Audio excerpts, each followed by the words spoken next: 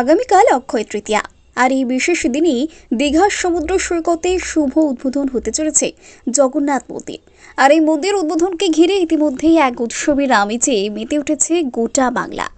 রাজ্যের বিভিন্ন জায়গায় নেওয়া হয়েছে একাধিক কর্মসূচিও।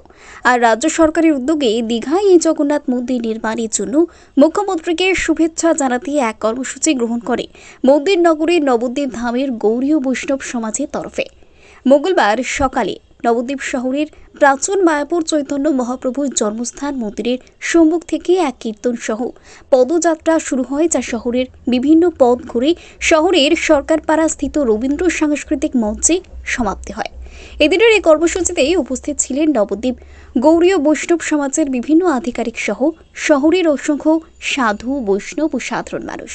নবদ্বীপ গৌড়ীয় বৈষ্ণব সমাজের মহাসচিব কিশোর কৃষ্ণ গোস্বামী জানান, রাজ্য সরকারের উদ্যোগে দীঘার সমুদ্র সৈকতে এই প্রভু জগন্নাথ দেবের মন্দির নির্মাণের ফলে একাধারে যেমন দীঘার গুরুত্ব বৃদ্ধি পাবে, পাশাপাশি আধ্যাত্মিক ভাবের প্রচারও হচ্ছে।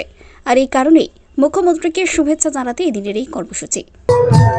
আমাদের কর্মসূচি হচ্ছে পুরীতে যেমন উড়িষ্যায় জগন্নাথ মন্দির আছে এবং সাক্ষাৎ জগন্নাথ কলিযুগে সাক্ষাৎ ভগবান, সুতরাং সেই স্বরূপকে স্মরণ করে দীঘাতে শুধু সমুদ্র সৈকত নয়, তার মধ্যে যে আধ্যাত্মবাদের প্রচার হচ্ছে, এই কারণে আমরা গৌড়ীয় বৈষ্ণব সমাজ থেকে আমাদের সরকারকে, মুখ্যমন্ত্রীকে শুভেচ্ছা জ্ঞাপন করে আমরা একটা পরিক্রমা বার করেছি।